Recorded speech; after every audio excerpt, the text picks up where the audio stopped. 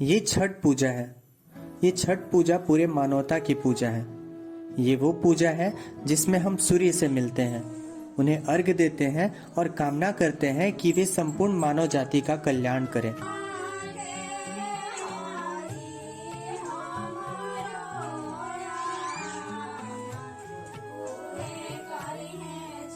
यह छठ पूजा ही है जो हमें विश्वास दिलाता है कि जो अस्त होता है वो उदित भी होता है और पूरी ऊर्जा से संपूर्ण विश्व को प्रकाशमान करता है।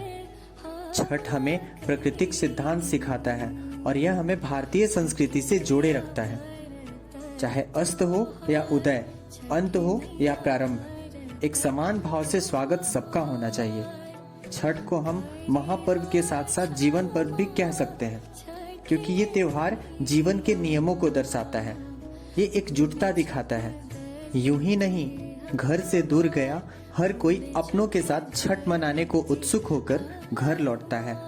पूरे परिवार के साथ शुद्ध मन से भगवान भास्कर को अर्घ्य देना और कामना करना कि मन के सारे विकार, दोष, गलती दूर हो और जिंदगी मानव जाति के कल्याण में व्यतीत हो।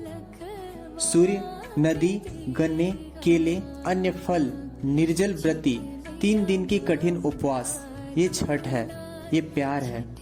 ये एक ऐसा अनुभव है जिसके आगे और कुछ भी नहीं है। इसमें मानव प्रकृति से जुड़ता है। ये एक साधना है जिसमें मानव शरीर साधना में लिप्त हो प्रकृति से जुड़ता है। छठ पूजा से भावनात्मक लगाव होना लाजमी है। अब चाहे छठ की गीत हो या छठ से जुड़ा कोई भी पल हो, सुबह के अर्घ्य के समय भगवान का इंतजार इस उम्मीद में की जाती है कि भगवान निकलेंगे, अर्घ्य लेंगे और हमारे परिवार, देश दुनिया में आने वाली हर एक बाधाओं को हर लेंगे। और ये उम्मीद एक अटूट विश्वास के साथ की गई होती है जो सार्थक रूप में पूरी भी हो जाती है। छठ पूजा एक अटूट विश्वास है।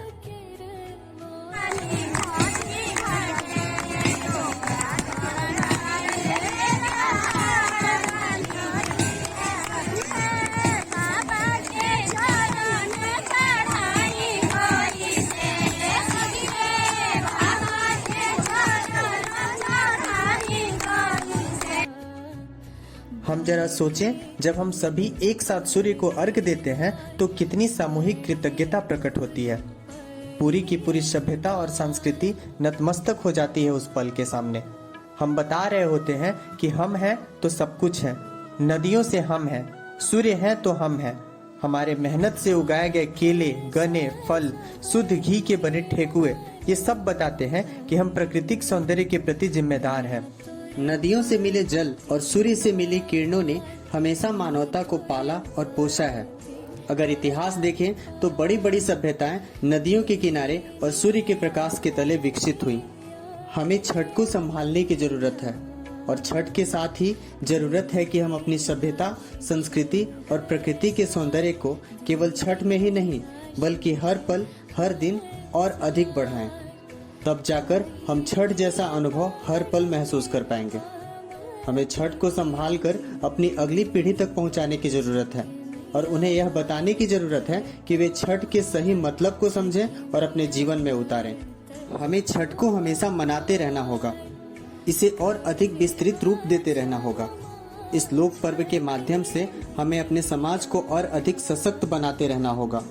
छठ को हम एक शक्ति माने, साधना समझें, इससे सीखें और जीवन में उतारें। हर छठ घाट पर एक बड़े समुदाय का जुटना हमें कहीं न कहीं ये संकेत देता है कि हम अपने समाज, प्रकृति, भावना और संस्कृति के प्रति उत्सुक हैं और इन्हें संभाल के रखने और इन्हें बचाने में हमेशा आगे हैं। मुझे पूरा भरोसा है कि इस साल की छठ पूजा आप सबने बहुत अच्छे से बिताई होगी। छठी मैया हम सब पे अपनी कृपा बनाए रखें। जय छठी मैया। छठ पूजा की ढेर सारी शुभकामनाएं। धन्यवाद।